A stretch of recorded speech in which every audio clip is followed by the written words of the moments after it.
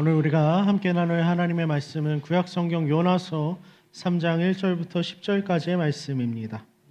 함께 요나서 3장 1절부터 10절까지의 말씀 우리 함께 교독하고 마지막 절 말씀은 합독하도록 하겠습니다. 제가 먼저 1절 말씀 읽겠습니다. 여호와의 말씀이 두 번째로 요나에게 임하니라. 이르시되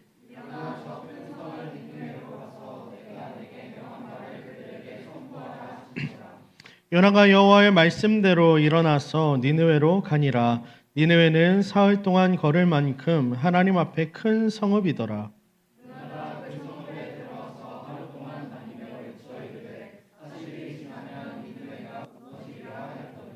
니느웨 사람들이 하나님을 믿고 금식을 선포하고 높고 낮은 자를 막론하고 굵은 베옷을 입은지라.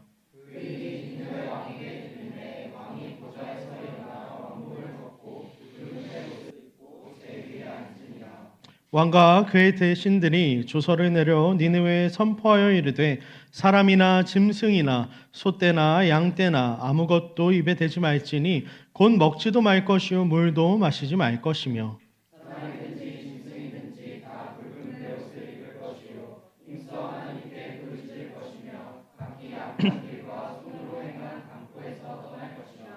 하나님이 뜻을 돌이키시고 그 진노를 그치사 우리가 멸망하지 않게 하시리라. 그렇지 않을 줄을 누가 알겠느냐 한지라. 하나님이 그들이 행한 것 곧 그 악한 길에서 돌이켜 떠난 것을 보시고 하나님이 뜻을 돌이키사 그들에게 내리라고 말씀하신 재앙을 내리지 아니하시니라. 아멘. 자리에 앉도록 하죠. 함께 보이는 것을 보는 믿음이라는 제목으로 오늘 말씀을 좀 나누도록 하겠습니다. 마이크 조금만 키워주세요.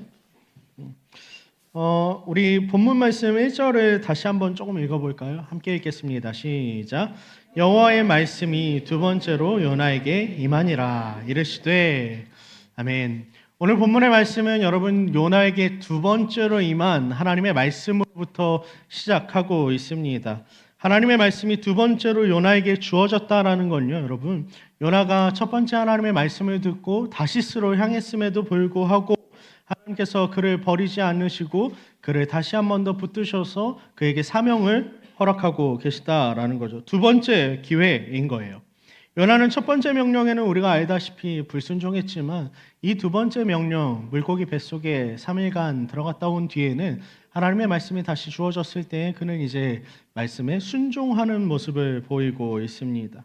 그렇듯 여러분 오늘 본문 속에서 주목하고 있는 내용은요, 바로 우리를 포기하지 아니하시는 하나님입니다. 하나님 우리를 포기하지 않고 우리가 넘어지고 때로는 실패할지라도 또다시 부르는 분으로서 오늘 본문에 등장하는 분인 거죠. 우리 3절 말씀 함께 읽어볼까요? 오늘 본문 3절입니다. 함께 읽겠습니다. 시작. 요나가 여호와의 말씀대로 일어나서 니느웨로 가니라. 큰 성읍이더라. 아멘. 이제 요나는 첫 번째 반응과는 다르게 니느웨로 나아갑니다. 니느웨로 가서 말씀을 선포하기 시작하죠. 그런데 여러분 말씀을 선포해야 하는 지역인 이 니느웨에 대해서 오늘 성경이 무엇이라고 기록하고 있죠? 얼마나 큰 성읍이래요? 사흘 동안 걸을 만큼 하나님 앞에 큰 성읍이다라고 이야기하고 있습니다. 그런데 여러분 이 표현을 조금 주의 깊게 살펴보면요, 이게 단순하게 니느웨가 엄청 큰 성읍이었어요, 대단한 규모의 땅이었습니다를 말하기 위해서 우리에게 사흘이라고 하는 시간을 제시하고 있는 것이 아니라 여러분 그 뒤에 나오고 있는 하나님 앞에 큰 성읍이었다라고 하는 이 표현에 조금 더 주목해 볼 필요가 있습니다. 인간적인 기준에서도 큰 성읍이긴 하지만 단순히 인간적으로 볼 때 큰 성읍이 아니라 하나님께 중요한 성읍이었다라는 것을 오늘 말씀은 이야기하는 거죠. 왜냐하면 이 성읍을 통해서 하나님께서 이루고자 하는 어떠한 특정한 목적이 그 가운데에 있었기 때문이에요. 이방 땅 니느웨를 향한 하나님의 마음은 이미 그 성읍의 크기, 사흘 동안 걸을 만큼 하나님께 큰 성읍이었다라고 하는 그 성읍의 크기 속에서 하나님이 이 성읍을 어떻게 생각하고 계시고 얼마나 이 말씀이 중요한지가 우리에게 나타나고 있는 거죠. 자, 그럼 여러분 요나는 이제 어떻게 외치고 있습니까? 4절 말씀 함께 읽겠습니다. 시작. 요나가 그 성읍에 들어가서 하루 동안 다니며 외쳐 이르되 40일이 지나면 니느웨가 무너지리라 하였더니 아멘. 여러분 요나가 4절에서 외치고 있는 사흘 동안 돌아다니면서 외쳐야 할 그 메시지 하나님이 주신 말씀대로 외치고 있는 건데 여러분이 볼 때 요나의 설교가 어때 보입니까? 대단해 보이나요? 저주하는 것 같아요. 뭐 저주하는 거일 수도 있어요. 또 여러분 어떤 것 같아요? 요나가 정말 성심성의껏 여러분 40일이 전에 니네 망할 거예요. 여러분 회개해야 돼요. 라는 외침을 하고 있는 겁니까? 아니에요, 여러분. 그냥 길거리에서 터벅터벅 걸어다니면서 대충 하고 있는 거예요. 40일이 지나면 니네가 망할 겁니다. 이렇게 하고 있는 거예요. 그리고 이 요나의 이 말을요, 여러분 원어적으로 좀 살펴보면 셋 둘의 구조를 갖고 있는데 이게 어떤 구조의 형태의 외침이냐면요, 장송곡이라는 거예요. 장송곡이 뭐예요? 사람 죽었을 때 부르는 노래라는 거죠. 그러니까 이미 요나는요, 그 마음속에 너네 이미 망했어라는 마음을 갖고 그 니네 사람들에게 40일이 지나면 니네 망하게 될 거야라는 그 확신을 갖고 실은 외치고 있는 거예요. 여러분 돌아오십시오라고 외치는 것이 아니라 여러분 지금 아주 대충 그렇게 길거리에서 장송곡 흐느끼듯이 부르듯이 지금 외치고 있다라는 겁니다. 40일이 지나면 니네웨가 무너지리라라고 하는 되게 누구도 주목하지 않을 수 있을 법한 그러한 외침을 니느웨 성읍 한가운데에서 외치고 있는 요나의 모습인 거죠. 그런데 여러분 놀랍게도 요나가 정성을 다했어요? 대충 했어요? 대충 했다고요. 근데 오늘 본문을 보니까 어떤 일이 벌어져요? 엄청나게 큰 파장이 일어납니다. 남녀노소를 막론하고 높은 고하를 막론하고 여러분 모든 사람들이 옷을 갈아입고 베옷을 입고 온전히 하나님 앞에 겸비하는 모습으로 이 니느웨 땅 가운데 엄청난 큰 파장이 일어났다라는 거예요. 요나의 활동 시기를 살펴보면요, BC 그 8세기 중반에 니느웨라고 하는 이 아수르의 수도는요, 정치적으로 사회적으로 매우 혼란하던 시기였습니다. 불안정할 수밖에 없는 게 심각한 기근도 있었고 전염병도 있었고 그리고 연달아서 지진들이 닥쳤고 BC 763년에는요 어떤 기록이 있냐면 개기일식이 있었다라고 해요. 근데 이 당시에 사람들은 개기일식을 어떻게 받아들였냐면 신들의 진노 혹은 심판의 징조라고 생각했다고 해요. 그러니까 여러분 이 요나의 활동 시기에 이미 니느웨 사람들은 마음이 어떤 상태였던 거예요? 갈급했던 상태인 거죠. 심판으로 우리가 망할지도 모른다라고 하는 사회적인 두려움이 이미 그들의 마음속에 깊숙이 자리 잡히고 있었다라는 거예요. 그런데 요나의 외침은요, 우리가 볼 때는 정말 아무것도 아닌 것 같아 보였지만, 그래서 요나가 또 순종하기는 하는데 그 말씀이 너무 초라해서 아무런 일도 벌어지지 않을 것 같은 그 순간에 여러분 그 요나의 외침은 마치 기름을 잔뜩 머금은 그 땔감에 성냥개비를 아주 초라한 그 성냥개비를 하나 탁 던져 넣듯이 던지는 듯한 효과를 벌여내고 마는 겁니다. 이미 재난으로 인해서 마음이 약해진 상태에 있는 그들 가운데에 먼 이국 땅에서 온 하나님의 선지자라고 하는 엘리야래 여호와의 선지자라고 하는 그 요나가 와서 외친 그 말씀은요, 여러분 그 마음의 상태 가운데 불씨를 일으켰다라는 거예요. 심판의 메시지를 듣고 이들이 다 겸비하기 시작하는 거죠. 말도 안 되는 일이 벌어지는 겁니다. 그런데 놀랍게도 여러분 우리는 요나의 외침 속에서요, 실은 40일이 지나면 니느웨가 그냥 망하게 될 거예요 라고 외쳤던 그 요나의 외침 속에서 실은 진짜 하나님의 마음이 무엇인지를 알 수 있습니다.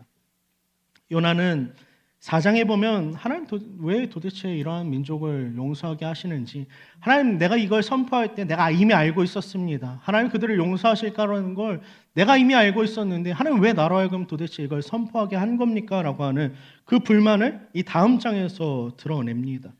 그런데 여러분 그렇기 때문에 요나는요 이미 이 장송곡과 같은 40일이 지나면 니느웨가 망할 것이다 라고 하는 이 말 속에 하나님이 제발 니느웨를 용서하지 않길 바라고 내가 말을 전한다 한들 이 사람들이 회개하지 않기를 바라는 그 마음으로 대충 40일이 지나면 니느웨가 무너질 것입니다 라고 외쳐댔다는 거죠. 그런데 여러분 이 무너지리라 라고 하는 40일이 지나면 니느웨가 무너질 것이다라고 하는 무너지다라고 하는 히브리어를 살펴보면 원어로 하파크라는 단어가 쓰여졌습니다. 뭐라고요? 하파크라는 단어가 쓰여졌어요. 이 뜻을 살펴보면 전복되다, 파괴되다, 무너지다, 산산조각 나다라고 하는 의미를 갖고 있습니다. 그런데 당시 국제어였던 아람어 아수르어, 고대 아수르어에서 이렇게 살펴보면 이 하파크와 아주 비슷한 단어가 존재하는데 아바쿠라고 하는 단어예요. 아바쿠. 근데 여러분 놀랍게도 이 아바쿠라는 단어는요. 어떤 뜻을 갖고 있냐면 동일하게 파괴되다라는 의미도 갖고 있지만 동시에 그들의 마음이 무너져서 그들이 마음을 돌이키다라고 하는 의미를 갖고 있어요. 그러니까 여러분 요나가 지금 히브리어로 이 외쳐대는 말 속에 실은 이 아수르 사람들이 들을 때는 어떻게 들리는 거냐면 40일이 지나면 하나님이 이 니느웨를 무너뜨릴 거야. 너희 무너지고 말 거야 라는 말과 더불어서 40일이 지나면 너희가 마음을 돌이키게 될 거야 라고 하는 하나님이 너의 마음을 돌이키길 기다리고 계셔 라고 하는 그 의미가 실은 요나도 모른 채 내뱉어주고 있었다라는 거죠.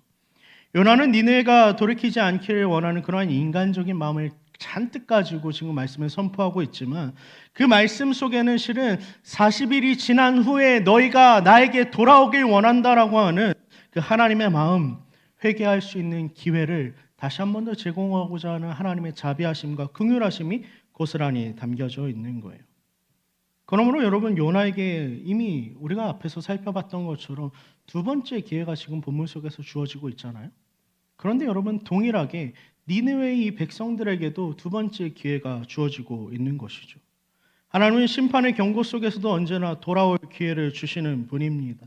그렇다면 여러분 우리는 고민해 봐야 할 필요가 있어요. 하나님 오늘도 우리에게 돌아오라라고 외치고 계실 텐데 내가 너희를 용서할 것이다 라고 말씀하고 계실 텐데 여러분 그 음성 앞에 그 부르심 앞에 그 외침 앞에 도대체 여러분 어떻게 반응하고 있습니까? 이 두 번째 기회를 굳게 잡을 수 있는 귀한 헬세드 청년들이 되길 주님의 이름으로 축복합니다. 고대 근동의 환습에는요, 여러분 재밌는 특징이 있어요. 사흘의 환대 관습이 존재합니다. 잘 생각해 보세요, 여러분. 지금 요나가 그 큰 성읍 니느웨에 가서 전할 때 그 성읍의 묘사가 어떤 표현으로 쓰여졌어요? 사흘 동안 걸어 다녀야 할 만한 큰 성읍이다. 하나님께 큰 성읍이다라는 표현이 있는데 고대 이 관습에는요 환대의 관습 속에 사흘이라는 개념이 되게 중요한 개념이에요. 어떠한 개념으로서 중요하냐면 첫째 날에는 그 대상자 내가 맞이해야 되는 방문자가 방문하기 시작합니다. 그리고 나서 자요. 그리고 나면 두 번째 날에는 성대한 환대를 베풀고 그가 진짜 방문한 날 그 목적을 이루기 위해서 그의 요청을 듣고 함께 교제하는 시간을 가져요. 그리고 세 번째 날에는 이제 자고 난 뒤에 떠날 채비를 하고 떠나는 장면이 이 사흘째 되는 날까지 이어져요. 그런데 여러분 오늘 본문을 자세히 살펴보면요. 요나가 말씀을 전한 것이 언제입니까? 첫째 날이에요. 첫째 날. 그러고 나면 여러분 본문 속에는요. 요나가 더 이상 말씀을 전했다라는 말이 없어요. 실은 본론으로 아직 들어가기도 전인 상태인 거죠. 너희가 회개해야 돼. 하나님이 너희에게 돌이키라고 말씀하셨어라고 하는 실은 그 본론으로 본격적으로 들어가기 전부터 이미 요나가 도착해서 외친 그 첫날부터 니느웨 성읍이 하나님의 말씀에 반응해서 난리가 나는 겁니다.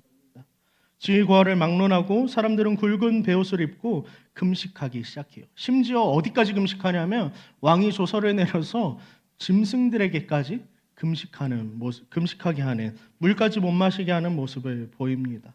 그리고 왕도 이 소식을 듣자마자 어떻게 했다라고 하냐면 자신이 왕위에서 일어나서 자신의 옷을 갈아입고 잿더미에 앉았다라고 이야기합니다. 대대적인 회개와 대대적인 개혁이 지금 일어나고 있는 거죠. 그 결과 어떤 일이 벌어지는지 볼까요? 10절입니다. 함께 읽겠습니다. 시작. 하나님이 그들이 행한 것 곧 그 악한 길에서 돌이켜 떠난 것을 보시고 재앙을 내리지 아니하시리라. 아멘. 결국 하나님은 어떻게 하십니까? 이들의 겸비함, 이들의 회개함을 보고 하나님이 용서하셨다라고 돌이키셨다라고 10절은 기록합니다. 그런데 여러분 우리가 생각해 봐야 될 게 있어요. 그럼 우리의 초점은 어디로 가냐면요. 주로 본문을 읽어 나가면서 요나 3장 가운데에서 니느웨 백성들이 하나님의 말씀에 반응해서 회개했구나라고 생각하면서 사람들의 초점을 맞춘단 말이에요. 그런데 여러분 오늘 본문은요. 결코 니느웨의 회개가 얼마나 대단한 것인지 인간의 개혁의 규모나 어떠한 절차나 어떠한 방식들에 집중하기 쉽지만 여러분 결코 성경은 사람에게 집중하지 않고 늘 하나님께 집중한다는 걸 기억해야 합니다. 그렇다면 여러분 이 상황 속에서 하나님 도대체 뭘 하고 계신지를 우리는 집중해봐야 할 필요가 있어요. 하나님 뭘 하고 계시냐면요. 우리에게 구원의 원리에 대해서 이 모습을 통해 가르쳐 주고 계십니다. 모든 징조가 딱 맞아떨어졌을 때 그리고 소문이 들려왔을 때 여러분 왕이 어떻게 했다 그랬어요? 일어났고 왕좌에서 내려왔다라고 얘기했습니다. 6절 한 번 더 읽어볼까요? 함께 읽겠습니다. 시작.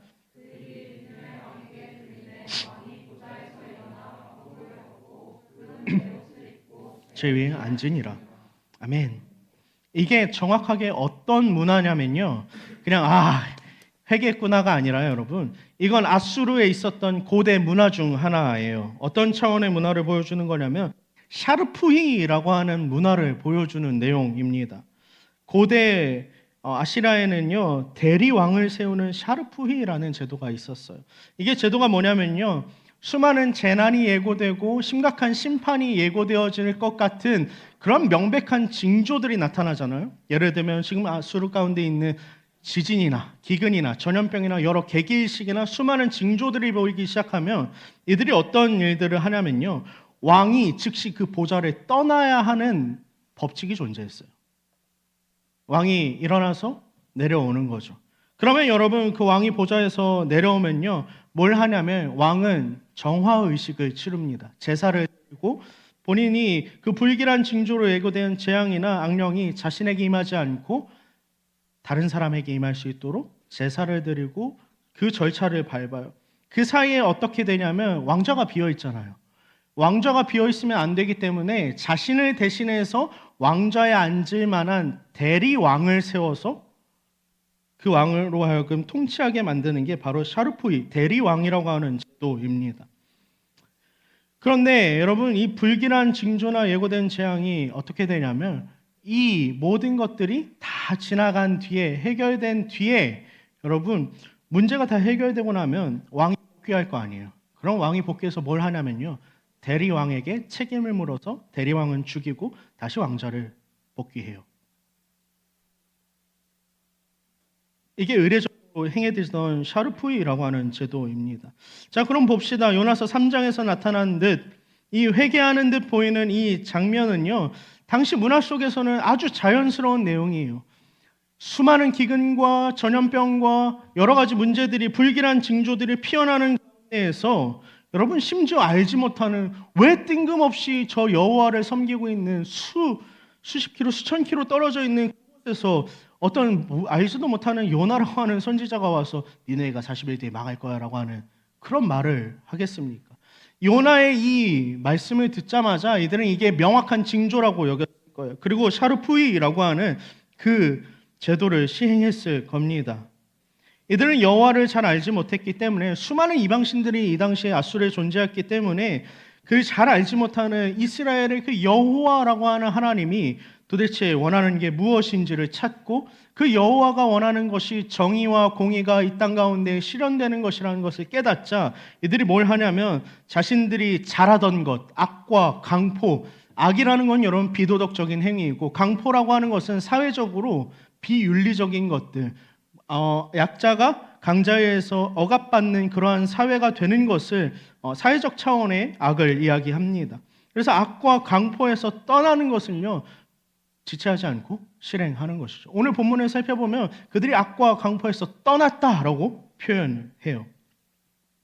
그런데 여러분 본문 속에 등장하는요 이 샤르푸이 제도에는요 뭔가가 하나 빠져 있어요. 뭘까요, 여러분? 바로 왕을 대신해서 그 왕좌에 올라간 그가 누구인지가 빠져 있다라는 거죠. 나오지가 않아요. 그렇다는 건 본문은 우리에게 무엇을 이야기하고 싶은 것이냐면 하나님이 이 샤르푸이 제도를 통해서 그들을 살리기 위해서 진짜 그들의 악을 대신하여서 그들의 죄를 대신해서 죽어야 할 존재가 누구인지를 암시하고 있다는 겁니다. 그들을 구원하기 위한 조건은 그들의 대단한 회개나 엄청난 규모의 개혁이 아니라 여러분, 그 이면에서 일하시는 하나님의 구속적 원리가 그 가운데 있다라는 걸 보여주고 계신 거죠. 왕은 내려왔고 이제 그 왕을 대신하여서 죄악을 감당하는 자가, 죽어야 할 자가 그 빈 왕좌에 올라가야 하는데 그가 본문 속에 나오지 않다라는 거예요. 무슨 말이냐면 그 자리 가운데 누가 대신 올라가시겠다라고 선언하고 계신 겁니까?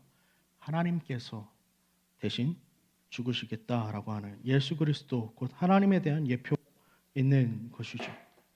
그래서 우리는 요나서 3장 속에서 끊임없이 사람의 대대적인 회개 그리고 개혁에 집중하고는 하지만 실은 그 이면에서 여러분 보여주고 있는 내용은 하나님께서 우리의 죄악을 감당하시기 위해서 하나님 도대체 어디까지 하시는가를 우리에게 보여주고 계신 것이죠. 니느웨의 구원은 그들의 즉각적이고 대단한 회개 때문이 아니라 대속적인 사역을 이루어 가시는 하나님의 일하심 때문에 이루어졌다라는 겁니다. 사랑하는 청년 여러분, 오늘을 살아가는 우리에게도 동일해요. 오늘 우리의 삶을 구원하시기 위해서 하나님이 행하시는 일은 우리를 대신하여서 그리스도의 십자가 가운데에서 죽으신 그분의 대속 사역을 통해서, 그것만을 통해서 우리의 구원이 완성되고 이루어진다는 것을 여러분 기억하길 바랍니다. 그래서 그 은혜를 기억하고 나의 어떠함, 내가 얼마나 회개했고 내가 얼마나 신앙생활을 오래 했고 그런 섬김의 차원, 나의 일함에 집중하는 것이 아니라 하나님 도대체 오늘도 나를 위해서 무슨 일을 행하셨고 어떤 구원을 이루셨는지를 온전히 묵상하고 또 깨달아가고 그 구원의 감격 가운데 머물러 있을 수 있는 우리가 되길 주님의 이름으로 축복합니다. 요나서 3장의 대대적인 회개운동을 본 다음에 그리고 하나님이 그들의 악한 길에서 그들이 떠난 것을 보셨어요. 실제로 여러분 이들이 이 제도를 버렸다라 그래서 그게 그들의 문화라 그래서 그들이 악에서 떠나지 않은 게 아니라 실제로 이들은 잠시 동안 악과 그 강포의 길에서 떠났다라고 분명하게 이야기합니다. 왜냐하면 하나님이 그들을 보셨고 그들에게 그 마음을 돌이키셔서 재앙을 내리지 않으셨다라고 말씀을 기록하거든요. 그런데 여러분 우리는 이런 질문을 좀 해볼 수 있을 것 같아요. 어쨌거나 저쨌거나 니느웨 백성들이 요나의 말씀을 듣고 그들의 심리 상태가 어땠건 간에 상관없이 어쨌든 하나님의 말씀에 반응해서 회개했잖아요. 그렇죠? 근데 그러면 질문이 드는 건 니느웨의 회개는 진짜 회개였는가라고 하는 거죠. 여러분 어떨 것 같아요? 2장에서도 살펴봤던 주제예요. 그렇죠? 요나도 회개했는데 4장 가니까 또 하나님한테 불평하고 원망하고 여전히 하나님 뜻이 싫고 마음에 들지 않는다라고 말하는 요나의 모습을 우리가 봤단 말이죠. 여러분이 볼 때 니느웨의 회개는 참된 회개였을 것 같습니까? 어떻습니까? 어렵나요? 쉽게 답할 수 없을 것 같아요. 실은요 여러분, 여러분에게 묻고 있지만 나도 잘 몰라요. 저도 잘 모르겠어요. 실은 판단이 안 서요. 성경은 니느웨의 회개가 진짜였는지 아니었는지를 우리에게 더 이상 이야기해 주지 않습니다. 더 이상 자료가 없어요. 그런데 이후에 니느웨의 회개가 참된 결과를 만들어냈냐라고 묻는다면 글쎄요라고 말할 것 같아요. 왜냐하면 역사적으로 이 아수르라고 하는 나라는 다시 포악한 국가로, 악과 강포가 넘쳐나는 국가로 돌아갔기 때문이죠. 그러나 여러분 요나서 3장에서 나타난 니느웨의 회개 사건 자체는요 우리에게 여전히 유효한 사건임을 우리가 기억해야 해요. 왜냐하면 이 사건은 단순하게 니느웨가 회개했고 안 했고가 중요한 게 아니라 니느웨가 회개하는 이 과정 속에서 우리로 하여금 하나님 앞에서는 누구나 회개가 가능한 것이구나, 누구나 회개하고 하나님 앞에 용서받을 수 있는구나 라고 하는 하나님의 뜻, 그 하나님의 구원의 가능성을 보게 하는 말씀이기 때문입니다. 핵심은 니느웨 사람들의 지속적인 변화 여부 혹은 그 회개가 이뤄낸 어떠한 참된 열매나 결과를 우리가 집중할 것이 아니라 여러분 그 가운데서 하나님께서 그 순간 어떻게 반응하고 계셨고 어떻게 일하고 계셨고 하나님이 도대체 왜 우리에게 이걸 보여주고 계신가라고 하는 거예요. 우리 예레미야서 18장 7절 8절 함께 읽어볼까요? 제가 먼저 7절 말씀 읽을 테니 여러분이 8절 읽어주십시오. 제가 읽겠습니다. 내가 어느 민족이나 국가를 뽑거나 부수거나 멸하려 할 때에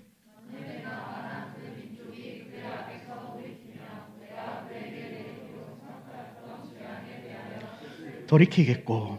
아멘. 요엘서와 더불어서 요엘서 2장에 나오는 내용과 더불어서 예레미야 18장 7절과 8절의 내용은요, 하나님께서 모든 이들에게 죄사함, 용서를 허락하실 수 있는 분이다라고 하는 그 근거의 구절이 됩니다. 그렇다면 여러분, 우리가 요나서 이 3장의 말씀을 통해서 알 수 있는 건 뭐냐면요, 하나님이 어떠한 분인가라고 하는 거예요. 하나님 어떤 분으로 오늘 3장에서 드러나죠? 어떤 분이에요? 모르면 안 되는데 어떤 분이에요? 용서하시는 분이라고요. 용서하시는 분. 명확하게 드러나 있잖아요. 그 누구일지라도 어떠한 죄악을 저질렀을지라도 용서하실 수 있는 분이라는 거죠. 우리가 앞선 요나서 2장에서도 1장과 2장에서도 여러분 믿음에 대해서 나눴었던 게 있습니다. 믿음이 뭐죠? 보이지 않는 것들을 바라보게 하고 바라는 것들의 실상이요 보이지 않는 것들의 증거로서 볼 수 없는 상태에서도 바라게 만드는 것, 구할 수 없는 그러한 자격이 없는 자들임에도 말고 불구하고 구하게 하는 것. 그래서 믿음은 보이지 않는 것을 보는 것이고 바랄 수 없는 중에도 구하게 만드는 게 믿음이라고 했어요. 하나님에 대한 신뢰이고 소망이고 그것이 믿음이라고 얘기했습니다. 이 관점에서 볼 때요, 여러분, 요나서 3장의 하나님은 어떤 분이냐면 요나가 두려워했던 모든 거예요. 왜냐하면 요나는 하나님께서 용서하시는 그 자체를 두려워했어요. 하나님 용서하지 않았으면 좋겠는데 라는 생각을 했거든요. 동시에 니느웨가 기대했던 모든 것이었습니다. 니느웨는 뭘 기대했어요? 이 심판이 우리에게서 물러가기를, 우리의 죄악과 악과 강포가 이제는 용서받기를 기대하죠.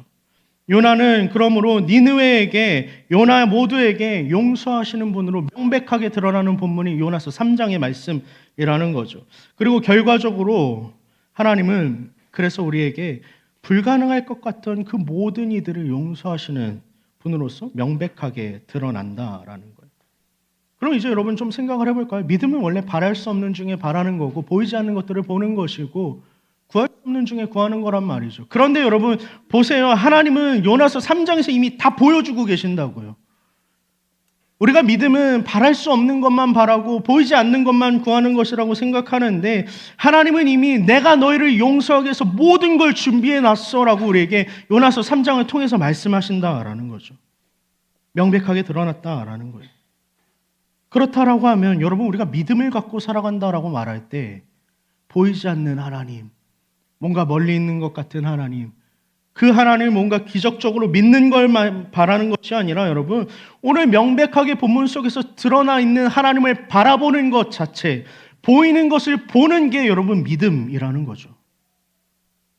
사랑하는 청년 여러분, 여러분은 믿음으로 도대체 어떤 하나님을 보고 살아가고 있습니까? 명백하게 드러난 그 하나님의 모습 앞에서 여러분에게 믿음이 있다면 여러분 반응해야 돼요. 하나님 앞에서 회개함으로 하나님 앞에 은혜를 구하고 자복하는 심령으로 또 나아갈 수 있어야 한다는 거죠. 바라건대 여러분 하나님 앞에 나아갈 수 있는 돌이키는 은혜가 여러분 가운데 있길 주님의 이름으로 축원합니다. 한 가지 확실한 것은 하나님 우리를 용서하실 것이라는 거예요. 그러므로 하나님의 자비하심을 구하십시오. 우리를 용서하실 준비가 되신 그분, 실은 그가 우리를 위해서 십자가 가운데 어떤 사랑을 이루셨는지를 여러분 두 눈 뜨고 믿음의 눈으로 똑똑히 목격할 수 있는, 그리고 찾고 또 찾아내서 그 사랑 안에 온전히 거하고 그 사랑이 주는 온전한 기쁨을 누려갈 수 있는 사랑하는 대형교회 청년부 되길 주님의 이름으로 간절히 소망하고 축복합니다.